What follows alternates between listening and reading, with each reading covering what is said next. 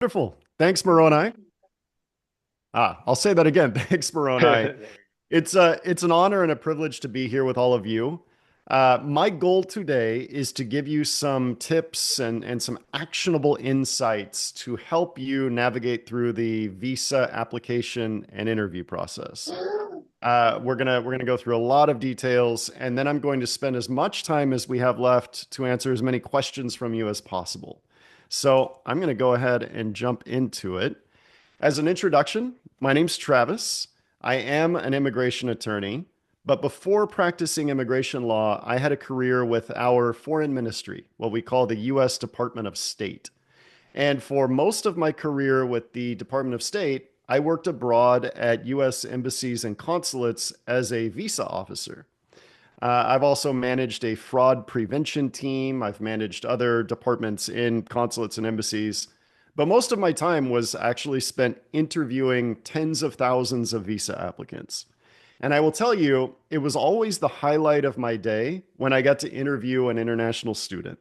I love working with students. I think that the passion that you bring, the opportunities that you have ahead of you, and just the individual reasons that have led you to this milestone in your life is fascinating.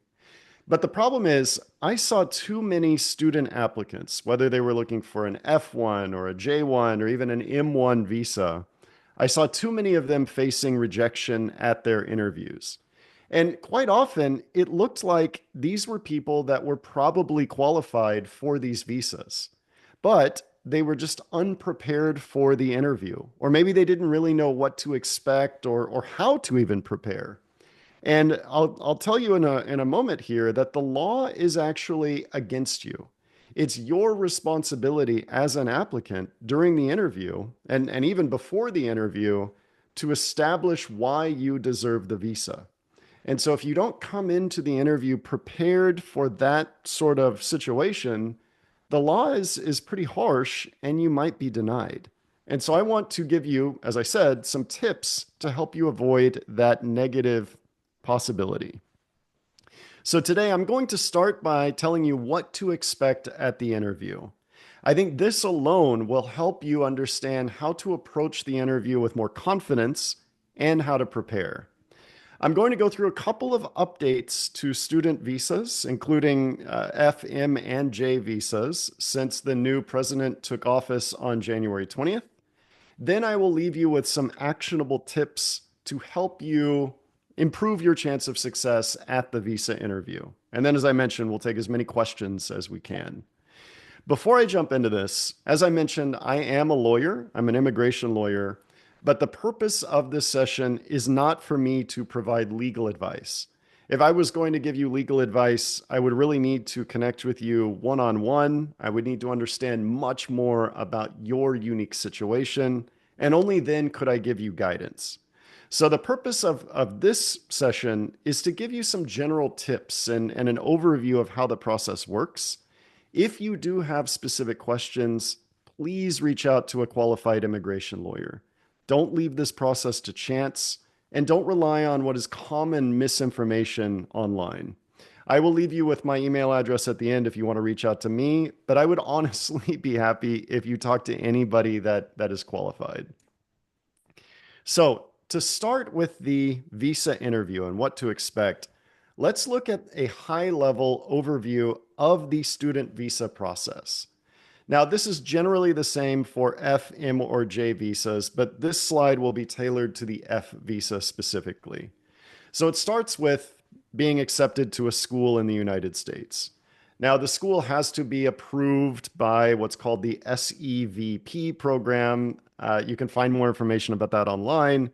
But once you have confirmed your admission, the school will issue you an I-20 form.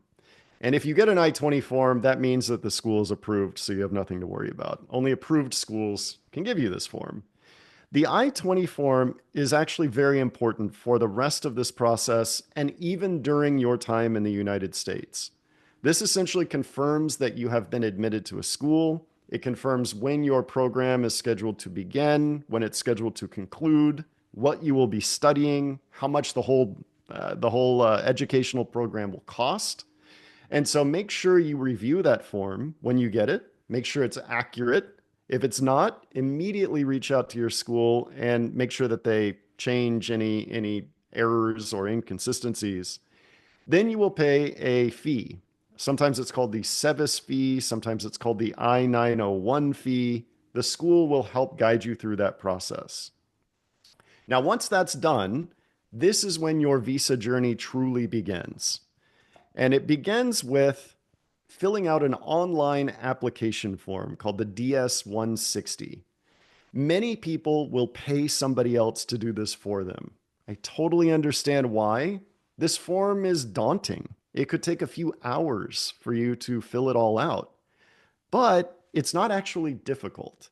This is only asking for information about you and your family. Information like your date of birth and where you've traveled in the last 5 years and where you've worked in the last 5 years. So I would urge each of you to do this on your own. You absolutely can. And if you do it on your own, you're more likely to provide complete and honest answers here. Visa agents are notorious for making errors and mistakes, and even a small, seemingly trivial mistake on this form could lead to a denial of your application, and it could even lead to more complications in the future. So answer these questions yourself, please. Make sure they're honest. Check everything before you submit the form, because after it's submitted, you can't change anything. And then the next step is the visa interview. I have it in kind of this gold yellow color because it really is the most important step in the process. That's what I will spend the rest of this session about. But I do want to quickly mention the final step here. I'm going to assume that everybody in this session will be approved. I'm crossing my fingers. If you are approved, remember that you can only enter the United States on an F, M, or J visa no more than 30 days before your program start date as listed on your I-20 form. For a J visa, you will have what's called a different form, DS 2019, but it's basically the same thing. It will have a program start date on it.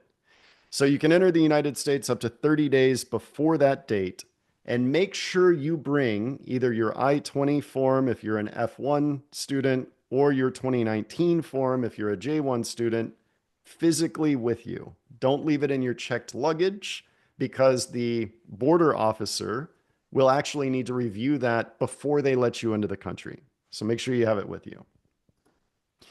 So let's shift gears now and talk a little bit about the visa interview itself. As I mentioned, this is the most important step in the entire journey.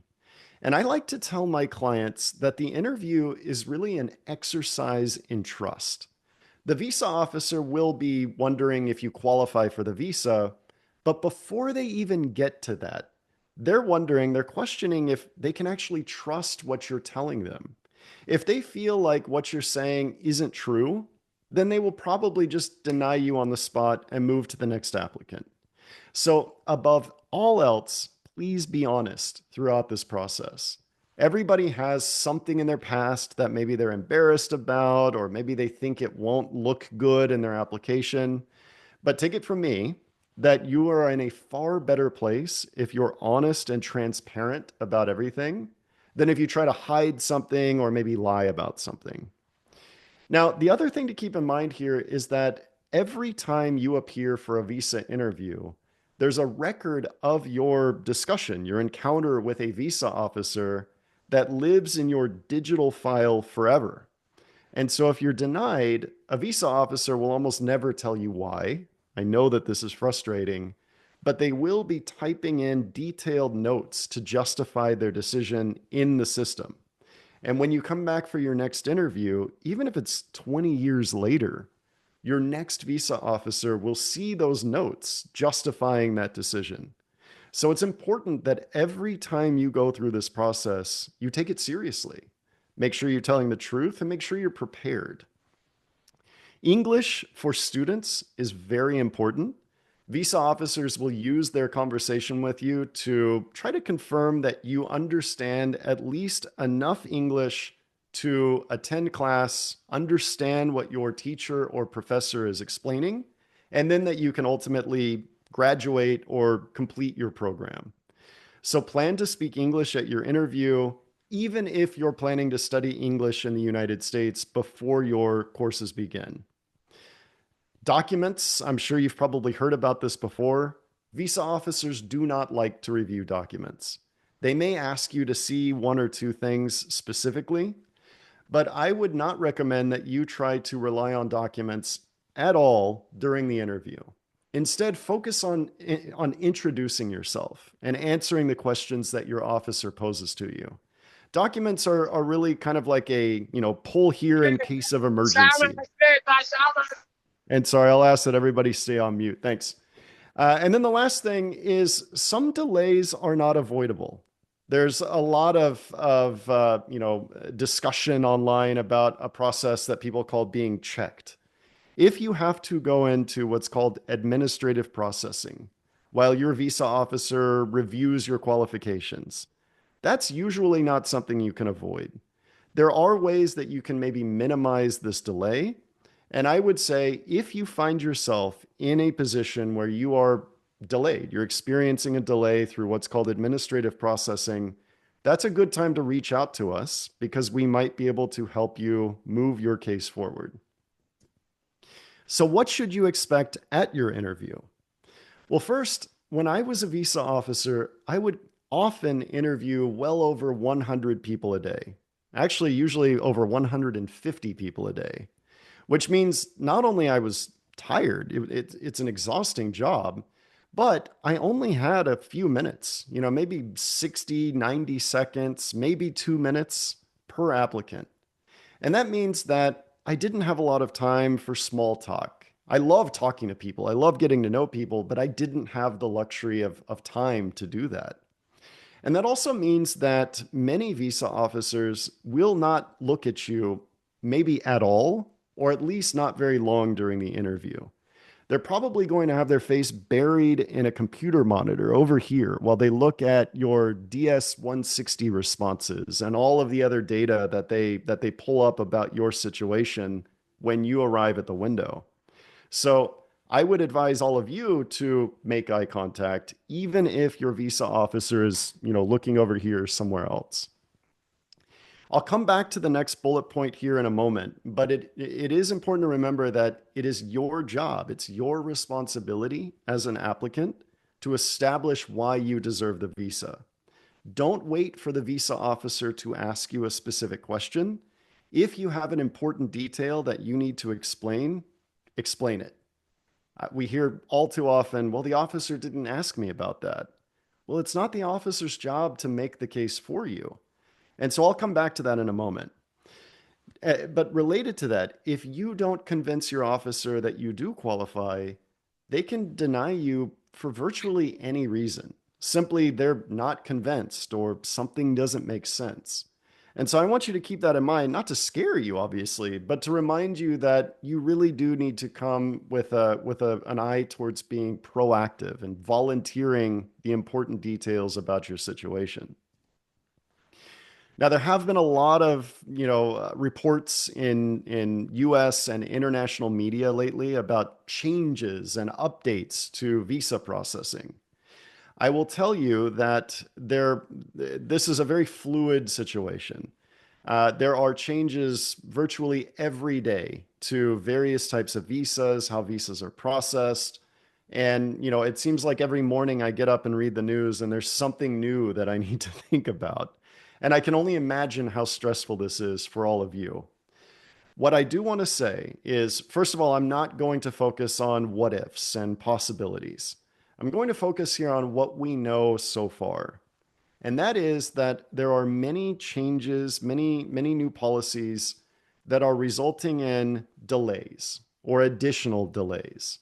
We're seeing fewer human beings actually working on scheduling visa interviews, printing out visas themselves, putting them in passports, returning passports. And fewer applicants are now qualifying for what is called the Dropbox policy, which is a way to renew a visa without going in for an interview if you meet certain criteria. What that means is that it will likely take longer to actually schedule an interview And even if everything goes smoothly, it may take longer to get your visa and your passport back. So, my advice is to plan as far ahead as possible. You can actually get a visa up to 1 year before the program start date on your I-20 or DS 2019 form. So, as soon as you get that document, you should start this process. There's no reason to delay. One last thing, I've got it in bold here, is we are expecting additional screening, additional administrative processing for certain visa applicants. There was an article in the New York Times a couple of weeks ago that identified 43 countries that may be subject to additional scrutiny or maybe even complete bans on all visas. To be very clear here, that report is essentially a forecast. We have not heard anything yet that specifically says this is happening. Certainly, we haven't heard anything from the government yet. So I would also urge everybody to try to stay on top of news as it unfolds. Feel free to reach out to us, reach out to your school if you're looking for updates. And we are all doing our best to try to keep you as informed as possible. Now, one thing to keep in mind, and I mentioned you should apply as early as possible. This is an I-20 form. The DS 2019 is fairly similar for J applicants. But on the I-20 form itself, you'll see program start date. This is an example from several years ago, but the form still looks the same. Remember that if you wait to apply or you're unable to schedule an interview in time, if you can't get your visa before that program start date, or certainly before the start of classes, which is right to the left of that, it is likely that your application will be denied because your officer will conclude or may conclude that you don't have enough time to make it to the beginning of class, and it's going to be harder for you to progress through your program. So again, don't delay, start this process as soon as you can. So now I want to talk about the interview. I want to give you some tips for the interview itself. And before I do so, just to, again, illustrate how important the interview is, we have seen a slight increase in the number of students who are refused or put on hold, put through administrative processing. It went from about 1 in every 3 student applicants in 2023 to now 41% in 2024. And that number could rise even more depending on the new policies as they unfold. So my goal here is for none of you to fall into that 41%. And it's quite possible that all of you can succeed. So let me tell you how to prepare.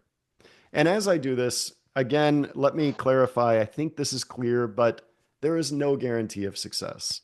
I'm not going to be the one, unfortunately, who decides whether to approve or deny you. It will be another human being, an active visa officer who interviews you.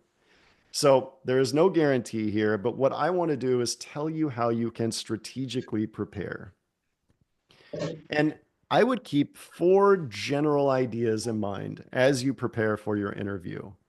Remember, as I've mentioned several times now, that honesty is really important.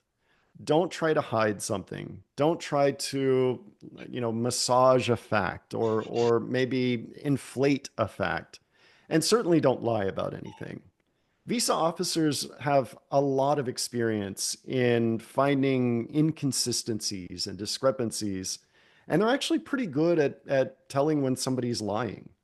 And so you're not going to do yourself any favors by trying to hide something or lie about something. Please be honest. But beyond that, honesty isn't enough. You actually need to be authentic. You need to be yourself. What the visa officer wants is to feel like in a very short amount of time that they know you, they understand you. They've kind of gotten inside of your head and they understand what's motivating you to move across the world, live in a foreign country, spend a lot of money to get a degree in the United States. And so the more authentic, the more personal you can be, the better your chance of success. And then confidence is important, but let me just let me be very clear. Everybody is nervous at their visa interview. I actually found it strange. And sorry, I'll ask just one more time for everybody to go on mute. I've got some background noise here. Uh, I actually found it weird when I was a visa officer if an applicant approached my window and they weren't nervous. This is a major milestone in your life, and visa officers know that.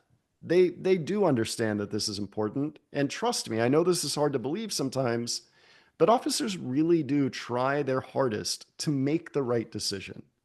And so remind yourself that it's okay to be nervous, but I think the more preparation that you put into this, the more you understand what to expect, the more confident you will be. And that certainly will help. So let's talk quickly about what are the actual qualification requirements for an F1 visa. And this is very similar for a J1 as well. What is the visa officer actually wondering as they interview you? And it's actually pretty simple. So, for an F1 student visa applicant, you need to establish that you are actually going to the United States to study, that you're intending to enroll in generally a full course load, and that you will eventually complete the program or graduate. Now, this is in contrast to maybe somebody who's trying to get that F1 visa to enter the country for some other reason. Maybe you're hoping to work or live with family members. And so, first, you just need to establish that your real intention is to go to the United States to study. Number two, for F1 applicants, you need to prove or demonstrate that you have made financial arrangements to pay for your education and your associated living expenses. Now, this could be through scholarships, it could be through student loans, it could be through your own savings, and it could also be through a sponsor or multiple sponsors, or it could be a combination of all of that. We get a lot of questions about how to talk about finances, and I'm sure we will again today. But let me say here that you need to be prepared to explain in detail how you're going to fund your studies. It's not going to be sufficient to just say, I've got enough money. The visa officer needs confidence here. They need to really understand and ultimately conclude that you actually have made arrangements for money to, be available to you. They probably want to know where that money comes from because that will lead them to that conclusion. And then finally, the third consideration is, do you have ties to home? The real language in the regulation says, do you maintain a residence abroad that you have no intention of abandoning? What does this actually mean? Well, it means that you're not going to arrive in the United States on a student visa and never leave. You're not using this visa to immigrate permanently to the United States. And so think about how you can demonstrate for your visa officer that your life is still back at home. And this is going to sound silly, but if you were a tree and you had roots in the ground, how can you demonstrate that your roots are in the ground at home? Do you have family obligations? Are you planning a career in your home country or even your hometown? Do you have social obligations? Do you own property? All of these are great ways to establish that you have what we commonly call ties to home. Now, Uh, sorry, just one more time, everybody, please stay on mute.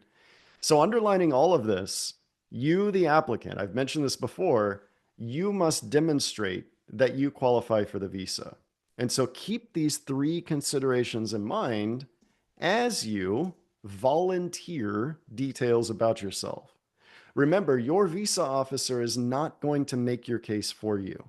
It really is on you to explain your situation, your plans to your visa officer to help them understand why you should be approved. And so consider volunteering. First of all, where are you going to school and what will you study there? And then as you explain where you're going to school and what you're going to study, why did you choose that school? And let me caution everybody here to be, again, authentic and personal when you explain this. Way too many students during their interview will explain why they chose a school in a way that kind of sounds like they're just reading a Google search result. I chose this school because it offers good curriculum and career opportunities. Well, that doesn't really tell anybody anything, right? What a visa officer wants to know is, why did you personally decide to go to this specific school in this specific part of the United States? You know, you're going to be spending a pretty significant amount of time and money to obtain this degree. Why did you, out of anywhere you could go in the United States or even the world, why did you align or arrive at this? And so challenge yourself to really explain your personal motivations and not, something that maybe you just read online. And then think about what this is going to mean for your life. Especially if you're going for a second degree, or maybe it's been a long time since you last graduated. Why have you decided to go to school now? And what will this degree, what will this diploma, this certificate mean for the rest of your life? And then finally, I mentioned this earlier, but you should be prepared to volunteer to explain all of the arrangements you made to pay for your education. Again, that could be a combination of scholarships and loans and sponsors and savings. Whatever your true, honest situation is, be prepared to explain that with detail. So, I want to take as many questions as we can. Before I do recommend that if you are, navigating through this process, if you have questions, a good place to start is our YouTube channel. We regularly post videos. Of course, this is all free about the process. We talk about what to do if you're denied. You can see here what school I choose. Is that going to affect my possibility of success? If you still have questions and you would like to truly prepare, we also offer online courses. So if you go to zfvisaguides.com, you'll see that we offer a course specifically on the DS-160 application. How do you answer questions? How do you make sure you're providing enough detail? Then we have a course on the interview itself. How can you prepare for the interview? What documents should you bring? What is the most effective way to communicate your situation honestly to your visa officer? And then finally, we have a complete guide, which includes the entire end-to-end journey, starting again from that I-20 form all the way through your arrival in the United States. And that also includes a bi-weekly live Q&A session with either Mandy, my partner, or myself. We are both former visa officers and U.S. immigration attorneys, so we'll do our best to answer any questions you have. And then if you still feel like you want one-on-one support, or more specifically, if you're facing a specific complication, maybe you're stuck in administrative processing in a delay, maybe you have been denied several times, or maybe you have a criminal issue or something else that you need legal assistance with, reach out to us at info@zfvisa.com, and we'll do our best to help you put yourself in the best possible position for success. So with that, Moroni, I think it is time for Q&A. Okay. All right. If you have questions, specific questions, just go ahead and throw them in the chat, and we'll get to them as we can. So I'm also going to put a link. So a link to Travis's website is in the chat, and then we'll also send out follow-up information as well to everyone. So let me go back to some questions that came through earlier. What are the chances of an F1 visa approval after a recent B1 rejection? It's a good question. So first of all, it's completely impossible to answer that and unless I knew a lot more about your situation, but I'll speak generally. When you are refused, it's usually under what is called 214B, which is a reference to a law in the United States. But what that means is at that moment in time, during your interview, you did not effectively demonstrate that you were qualified for your visa. In plain English, basically, you just didn't convince your visa officer that you should be approved. What it doesn't mean, though, is that you can never be approved in the future. So when you go to reapply, whether it's the same type of visa or a different type of visa, remember that your next visa officer will see detailed notes from that previous interview in the system. And so I would never suggest that you just try the exact same approach again.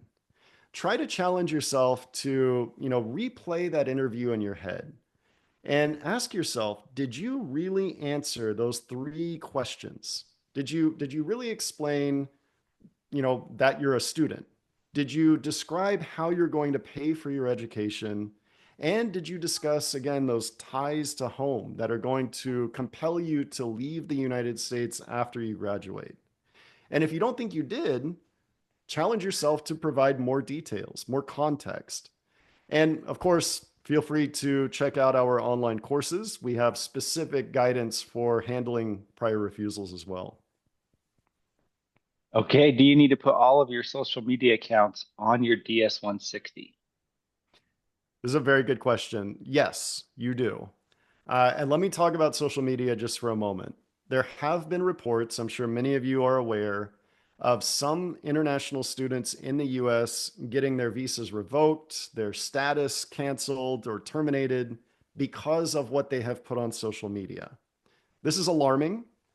We do have a concept here that we call freedom of speech. It's guaranteed in our Constitution.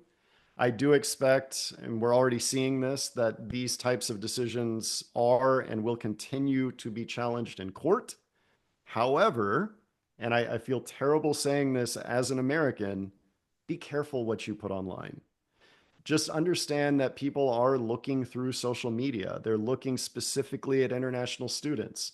Don't give the authorities a reason to punish you.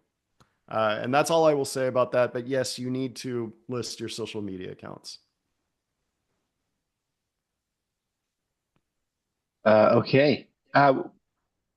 Common question is if they have a dependent, should they apply at the same time or should they wait until the F1 visa has been approved or J1 visa? By the way, we have quite a few J's on here as well.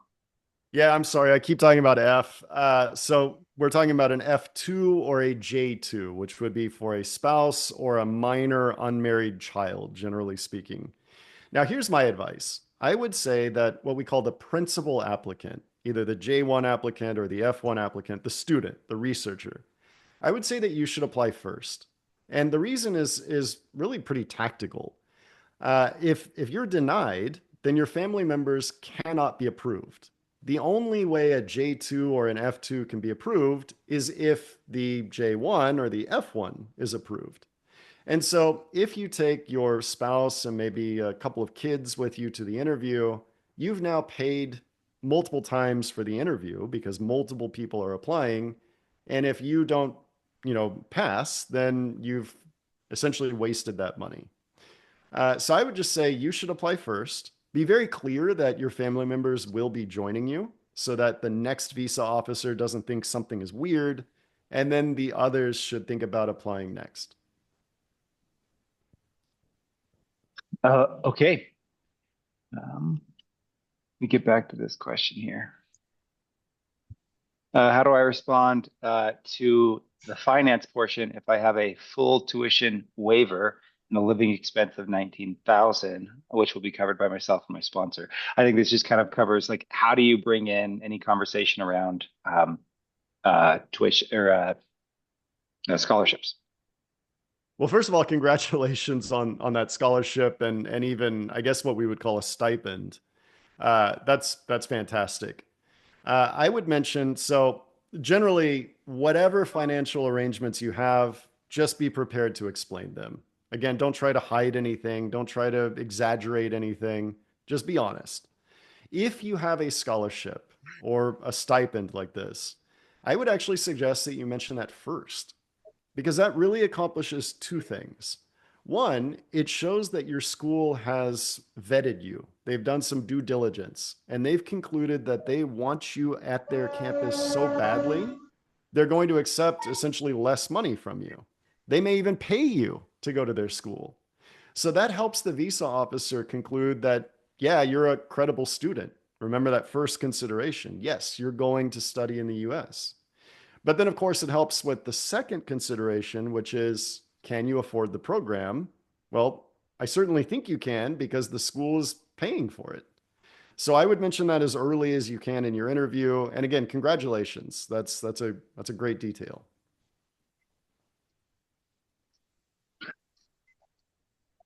All right.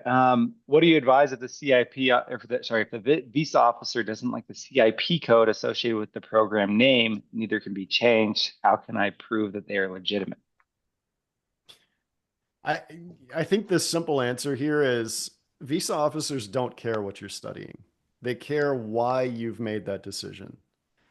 You can literally, as long as you've been accepted to a school that can issue an I-20 form or a DS 2019 form, the officer really just wants to hear your honest motivation for doing whatever it is you're going to be doing. So I think the simple answer there is just be honest and explain yourself. Okay. Can you talk about visa renewal for students who are already in the US and traveling to renew their visa? Yeah, so let me explain kind of the visa validity and student status. This is confusing. So your visa, I think of that as a ticket to get into the United States. And that ticket has an expiration date. All that means is that you can enter the United States within that time frame before that expiration date as long as you are still an active student, you're going to that same school, everything is still the same. Once you're in the United States, as long as you are maintaining your status as a student, you're maintaining a full course load, you're not doing anything to violate your visa, like working without permission, your visa can expire, but you can still remain in the United States as long as, again, you're in status. Now, the downside of an expired visa is if you leave the country, you have to get a new visa. Remember, it's like that ticket that gets you in before you can come back to the United States. And so in this situation, it sounds like your visa expired, you're still an active student, you're going to leave the country and renew your visa. If that's the case, treat it like any other interview. Be prepared to explain, what you're studying, why you're studying there, how you're paying for the program, and then in addition to that, I would recommend that you bring transcripts with you.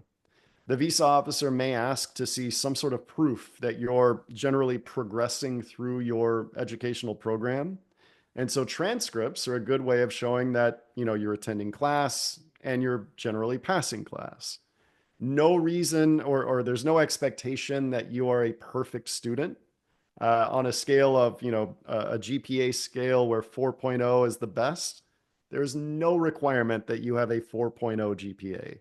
It's just that you are attending class and you're generally moving towards completion. Okay, that brings up a follow-up question. What documents should I bring to the interview? Which ones are mandatory? So, mandatory documents are actually listed on the embassy or consulate's website.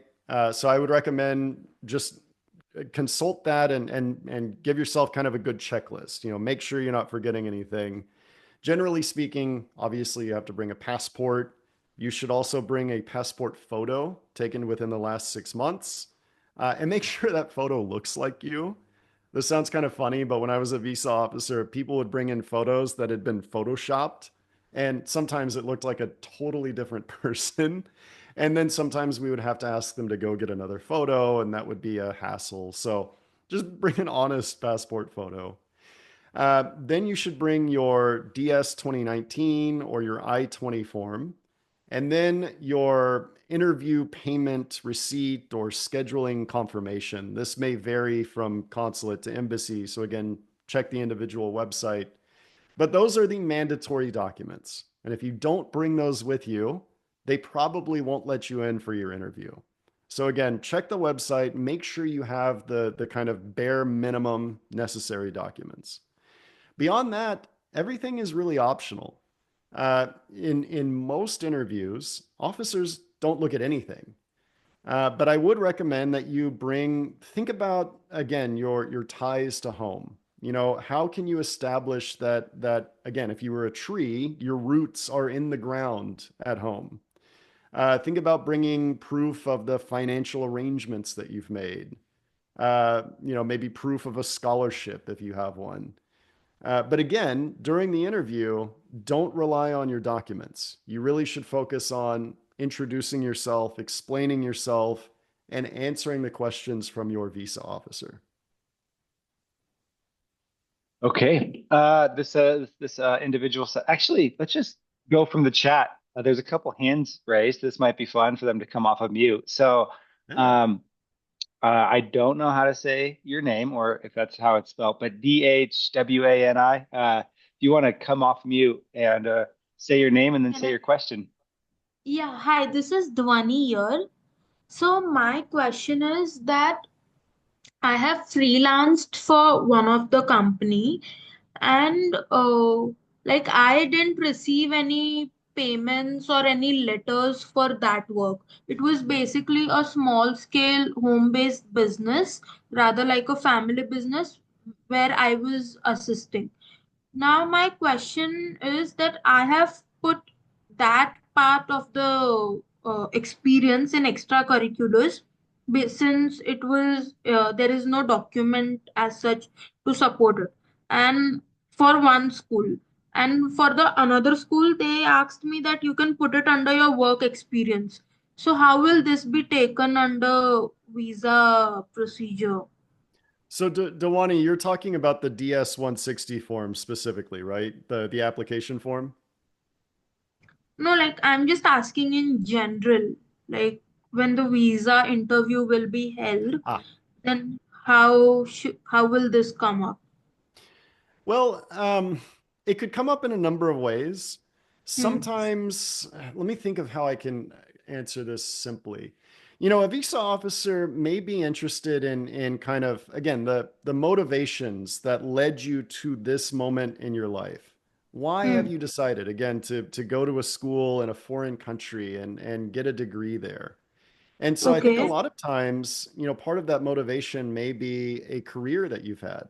Now, that career Correct. could be, a traditional career working as an accountant at an Hmm. accounting firm, for example. But it Hmm. also could be doing freelance work, right? I don't Yeah. see anything wrong with that as long as you're honest about it and you explain it just like you explained here. And then think about, if you were sort of going to tell your story, how would Yeah. those experiences doing freelance Hmm. work, how did they lead to your decision now Hmm. to seek a degree in the United States? I know it's hard to give you more specific guidance. We would have to talk, a lot more one on one. No, But but like I think I'm getting the gist of what you are okay, trying to convey. Like I have to yeah, connect dots with the specified course that I'm trying to do. sure. But I want you to be honest. That's my Yeah. last thought here is really, Yeah. challenge yourself to be honest, to be your authentic self. And I'll say this generally for everybody in this session here. Too often, But I think applicants ask, what does my visa officer want to hear? And this comes up a lot with finances. How much money do I need to have to be approved? Or what major should I select to be approved? Don't ask yourself that. Ask yourself instead, how do I explain my circumstance? How do I explain my motivation? Because then you're challenging yourself to just be honest. And you will have a much better chance of success in that way. So Moroni, back to you. okay, so on concluding notes, it's okay if we don't have like a paper of like joining letter or relieving letter, and if we still are showcasing it as a work experience. I mean I think it's probably okay, but I would need to we would need to connect one on one to give you real specific guidance All for right, that. all right. I'll drop you a mail. Thank you so much. Thank you. Thanks, Tawani.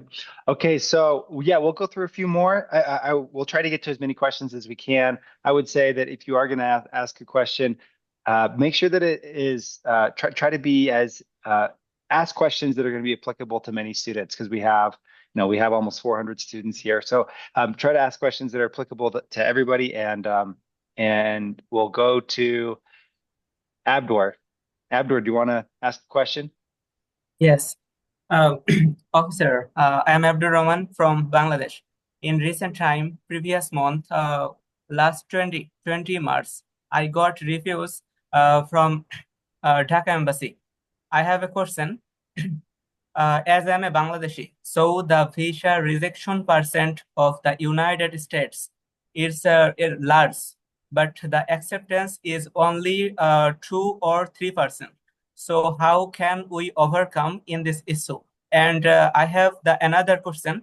I got I-20 and I have admitted the State University of New York at Buffalo. So I was so confident in my last interview, but I got a letter. You have already told true on for B. So why I got reject the previous time?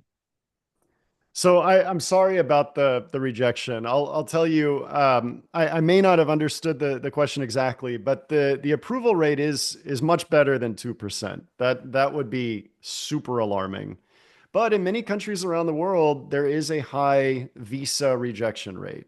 In No, some no, no, countries, it's no, no, no, you're talking officer. about the university acceptance. No, no. Actually, the visa rejection percent is almost 90-80%. Okay. So let me just say it again. I don't want to get too specific here because I would need to spend a lot more time with you individually. But uh, the if you have been refused previously, again, you're never going to be given a real reason. That's just not how the system works, unfortunately.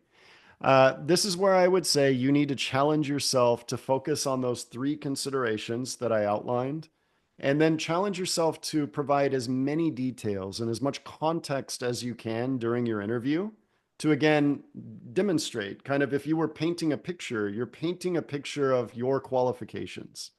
And if you don't get through the details that you need to get through, you might be refused again. And this is where I think it could be very useful to, again, look at our online course because we guide you through how to prepare and how to address a previous refusal. Okay, I got your point. But the visa rejected is almost 90, almost 19.8. I'm sorry, I'm a little confused. Are you talking about the photo upload in the DS-160? Yes, I have uploaded the Ah, DS-160 photo. okay. That's actually a glitch in the system that they've been actively working on. It has affected a lot of people, not just from Bangladesh, unfortunately. There are a couple of workarounds that seem to have worked, but I understand that the system should be fixed now. There should be an option if your photo does not upload. And for everybody else here, when you complete your DS-160 form, the last step is to upload a photo of yourself, a passport photo.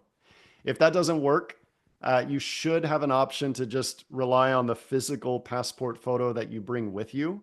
If that isn't an option, if the system is still providing you errors, you'll have a way to reach out to the embassy to ask them for guidance. They should be able to help.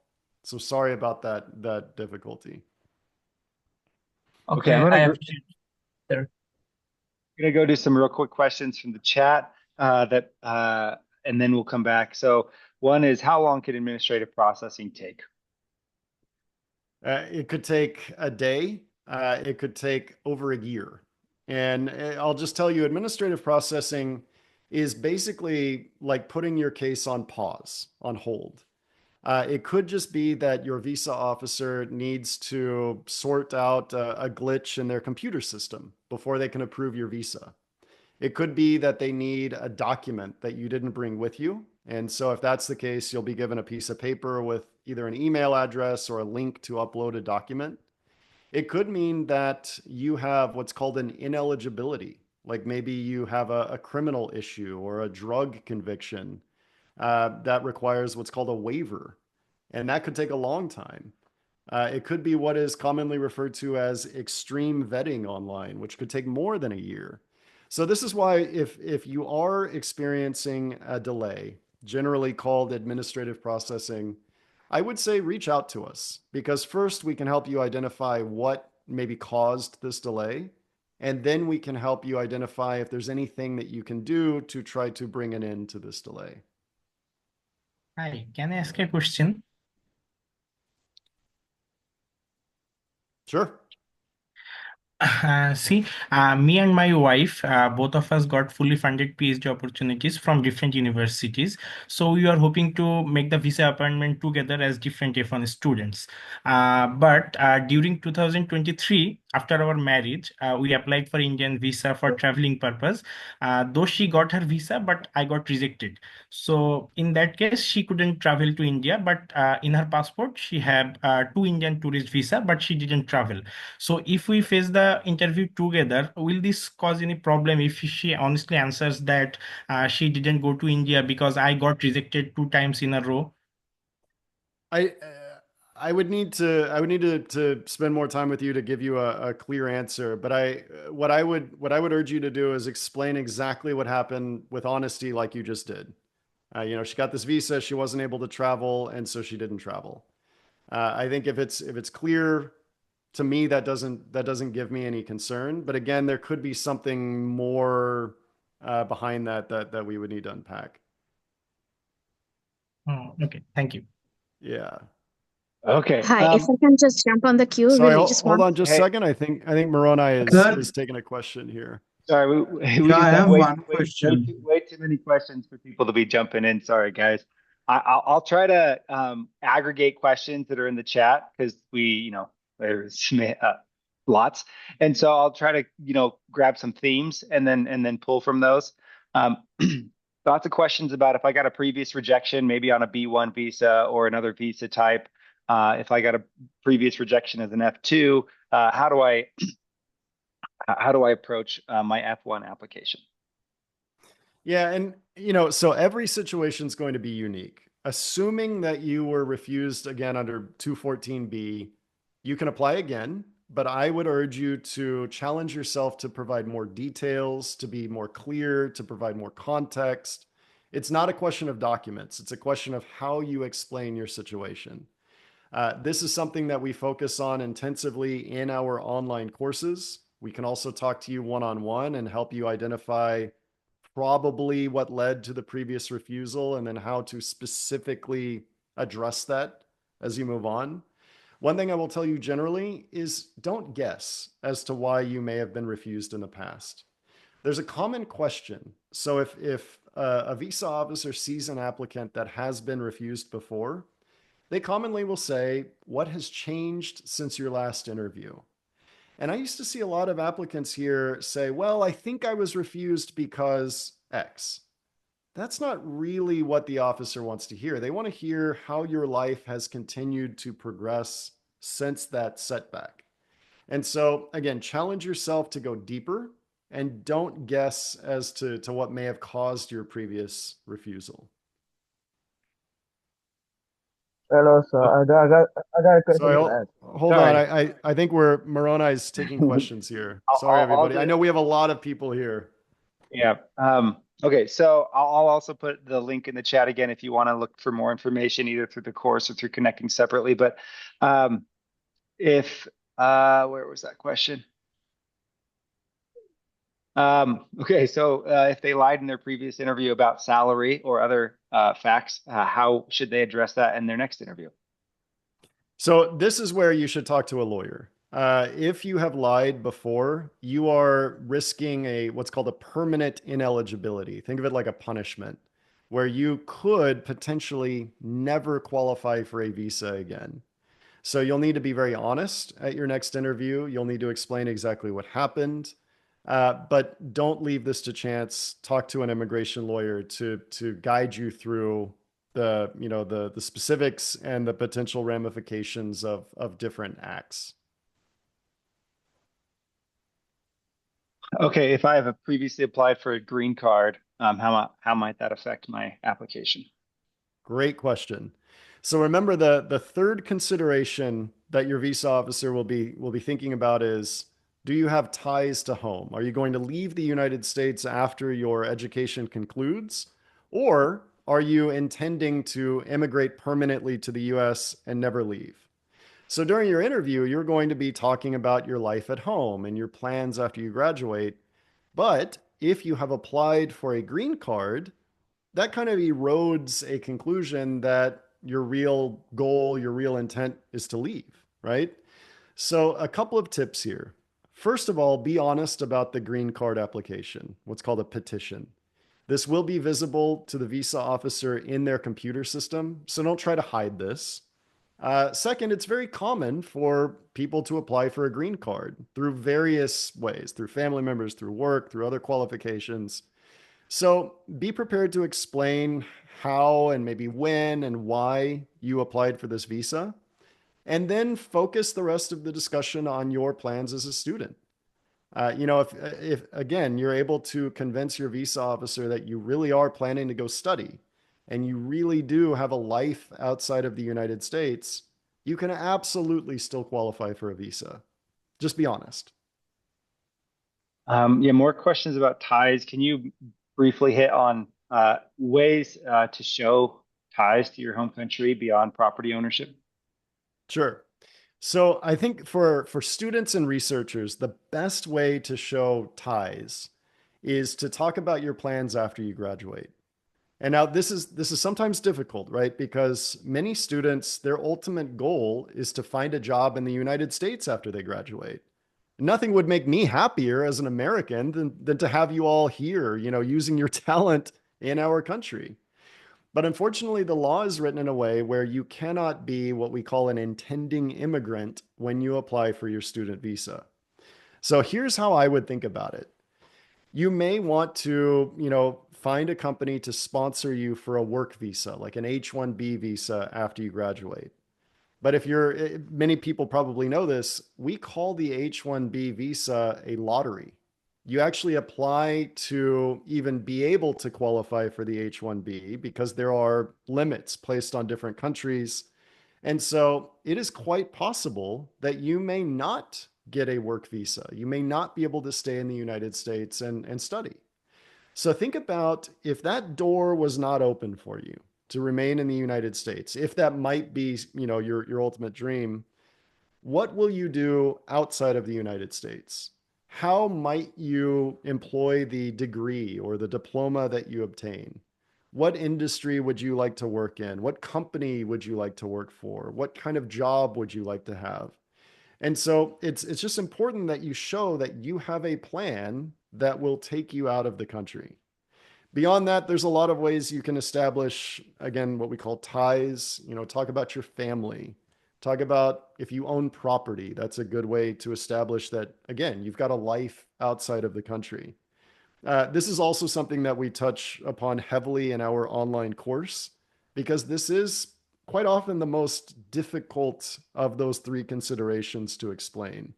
This is a very unique, very specific, question that I think you need to ask yourself. And Moroni, I know I've been talking for a moment here, but I'll leave you with one thought on this. If you were going to, if right now you were traveling and you had been away from home for 4 weeks, let's say, what is it that would make you homesick? Would you miss your grandmother's cooking? Would you miss your friends? Would you be worried that, you weren't able to lead a church congregation? What is that detail or those details? And that's kind of what you need to think about talking about during your visa interview. That's how you illustrate your life back at home. All right, Travis, we have we have so many questions. We're not going to get to them. Sorry, everyone. But Travis, do you have, I know we're at time. Good evening. For a little bit. Are you able to go? Oh, sir, I have a question to ask. I have a question to ask. Sorry, everybody stay on mute, please.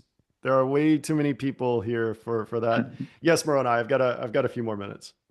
Okay, let me see if I can grab a few. Hello, I have a question to ask. Sorry, we're not taking questions from the audience. Okay. Also, if you put the same question in the chat many, many times over and over again, like many have, then it just becomes very hard to track and follow. So please don't do that. Okay, so Sion, I know you've had your hand raised for a while. Do you want to ask your question and make sure to keep it brief? Moroni, I have one question. Is the mock interview that was provided in the presentation, is it a paid one or an unpaid one? We have example interviews in our online course, which is a paid course. And then we can also do one-on-one interview mock interviews, which also has a fee with it. Okay. Okay, what's the other question? Okay, Okay. and then how detailed are the? Here's a question from the chat: is how detailed are the notes of the prior visa refusal? They can be quite detailed. For many applicants, they might be pretty short. It may say something like, student applicant unable to explain why they've chosen their school or their degree, don't appear to qualify. It could be something just kind of short and concise like that. But it could be very detailed, especially if the visa officer finds a discrepancy in what you're saying. Maybe they kind of catch you in something that looks like it might be a lie. They might put very detailed notes in the system, which of course then means the next officer will see those, and that's probably where they're going to focus. So again, honesty, I sound like a broken record, I know, but the more honest you can be, the better you're going to be. Even if you're refused in the short term, that will make it much easier to be approved in the future. Okay, lots of Officer, questions. it's my last space. Please let me talk about it. It's my Sorry, last. sorry, we need to stay on mute. Okay, Let so Moroni lead here. lots of questions about having family within the U.S. or within the city that they're going to. How do they address that? So a lot of international students have family in the United States. First, of course, be honest. Don't try to hide that fact. It's likely the visa officer knows about it already. If you do have family in the United States, be prepared to explain their situation. One of the questions your officer will be thinking about is, are they here legally, or did they come on like a tourist visa 10 years ago and they never left? If they have violated a visa regulation, there's a potential that you might do the same thing. So if you can address that concern by just explaining, who these people are, why they're in the US, that will help to address those concerns. All right. Sorry. Okay, so let me get to another one. Officer, as I have already refused my previous Sorry, time. So everybody, please stay on mute here. Sorry. Abril, you've had your hand raised for a while. Abril, you want to ask a question? Yeah, hi. Um, I actually have two questions. The first one is, what if, for example, I have two nationalities and I made my I-20 with one passport, but for governmental problems, I need to change the nationality of the passport for my convenience. Can I change it in the interview, or I need to make the I-20 again with the other passport? Also, what if my Sorry, go ahead. And also, what if my passport got expired between the process of scheduling the interview and the interview itself? Do I need to make the I-20 again, or I just bring the new one to the interview? Well, your second question is actually easier. I'll start with that. If you submit an I-20 form and then renew your passport after that, just bring your old passport and your new passport with you to the interview. When you arrive at the consulate or the embassy, the initial staff member that you talk to should be able to update the system. It should be okay. To be extra careful, you might want to reach out to the embassy or consulate. If you go to the website where you schedule your interview, there should be a way to contact that, what we call that post, and let them know that you've renewed your passport just so that they're aware. Now, the more difficult question is people with dual nationalities. There are a lot of considerations that you probably want to be thinking about there, which you really should be talking to an immigration lawyer about. If you ultimately decide to apply with a different passport, a completely different nationality passport, that will most likely require you to schedule a new interview. So reach out to an immigration lawyer. They can help walk you through that. There's a couple of considerations that will need to be made. Yeah, a couple questions about applying for a visa outside of your home country. Those are good questions. So previously, the State Department offered a website where you could look at the expected wait time to schedule an interview at every embassy and consulate around the world. Unfortunately, that is no longer available. And so what you're left with is you have to pay for an interview at a specific embassy or consulate, and only then can you see when you might be able to schedule your interview. And I understand that in many places it may be a year before you can schedule an interview, which for a student or a researcher is obviously not acceptable. So you might consider applying elsewhere. You also might consider seeking what's called an emergency or an expedited interview time. We cover all of this in our online training course. So in the interest of time, I won't go all the way into it. Very quickly, if you do find yourself applying in a third country, not the United States, obviously, not your own country, that's why we call it a third country, be prepared that your visa officer may be a little bit surprised when you appear at their interview window. And that's because when visa officers are sent to a country to work, it's usually for 2 years, sometimes 3 years.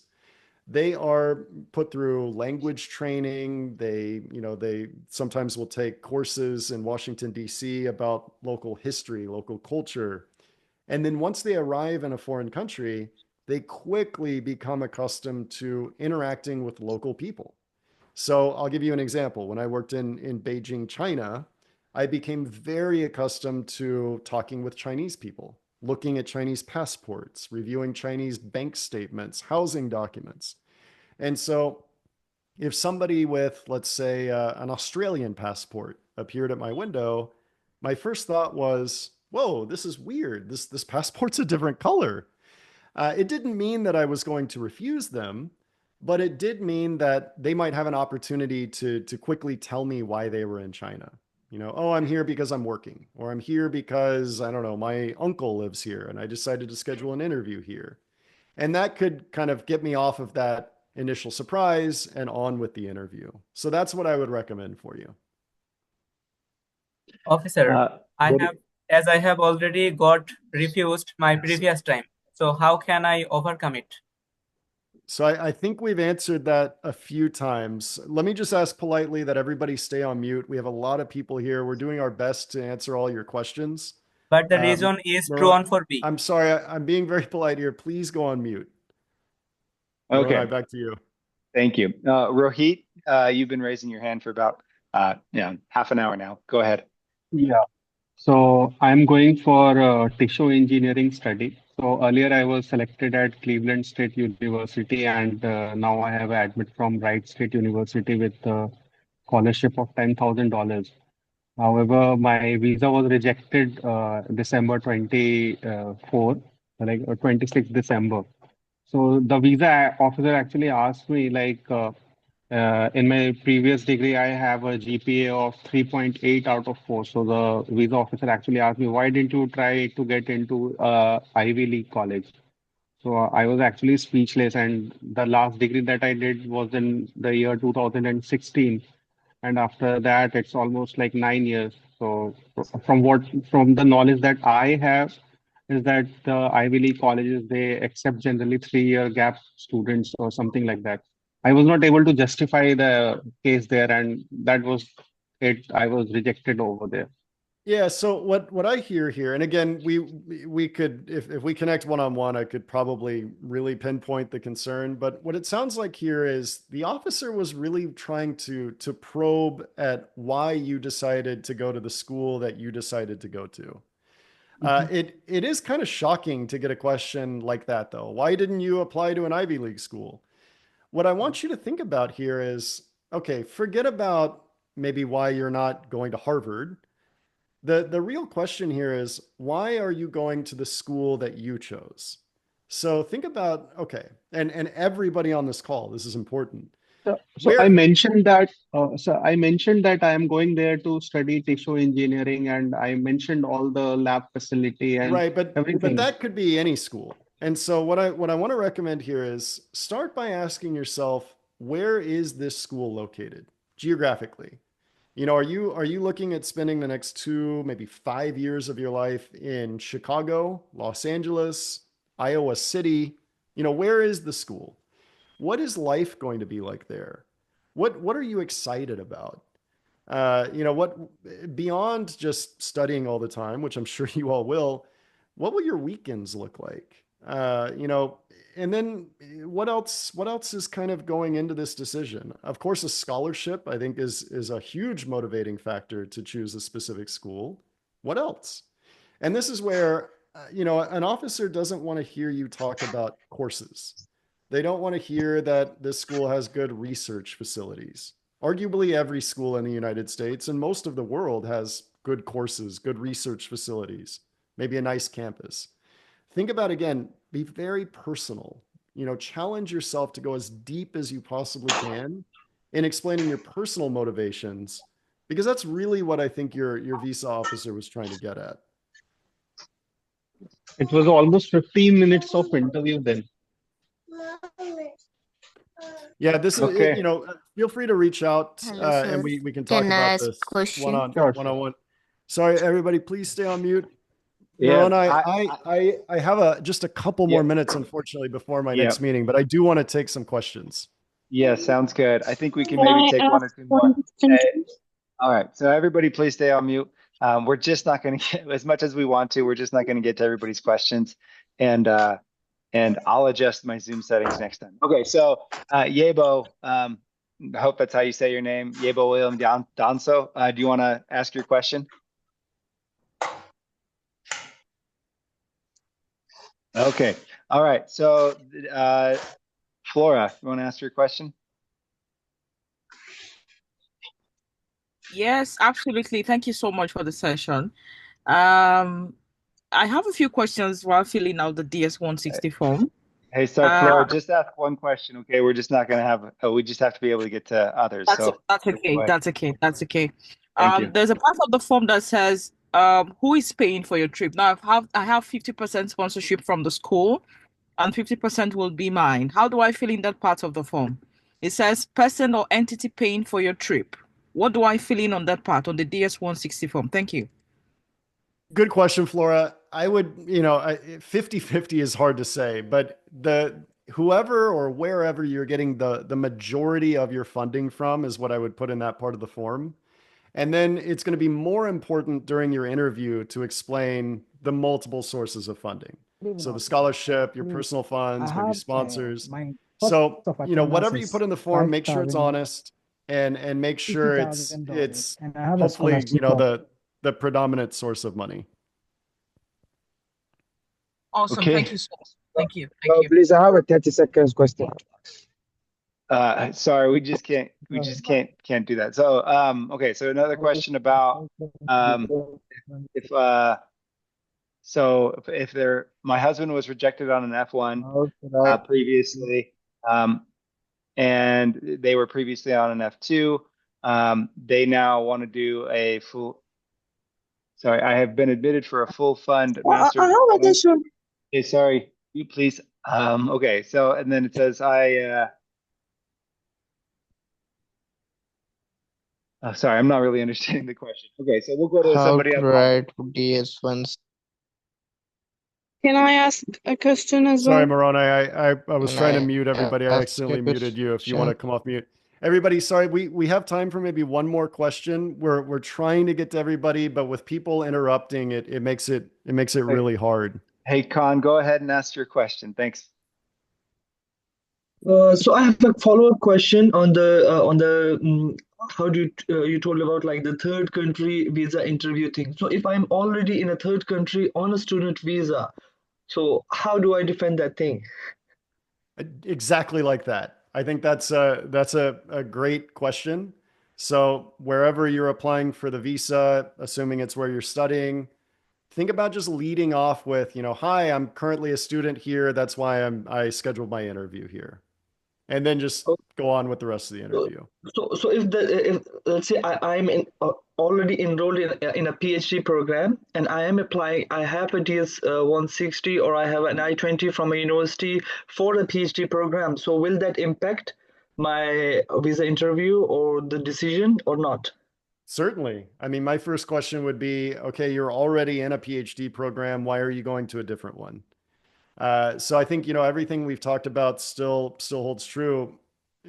challenge yourself to explain exactly why. What is your motivation? Thank you. Thank you. Yeah, thank you. Okay. All right. Thanks, everyone. Sorry we couldn't get to more questions. And it was really great having an experience with so many interested individuals. So I'll send up follow-up information. I'll send out the recording to everybody that registered. And it will include links to resources online. If you are in Homebase, then you'll have additional resources shown there. And Travis, anything you want to say in closing? No, just thank you everybody for joining. I'm really sorry we couldn't get to everybody's question. It's just we don't have enough time.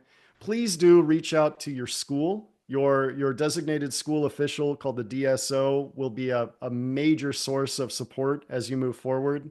If you have specific questions, reach out to a qualified attorney. Happy if you reach out to me, but I'm also happy if you just reach out to somebody who can give you the right answer.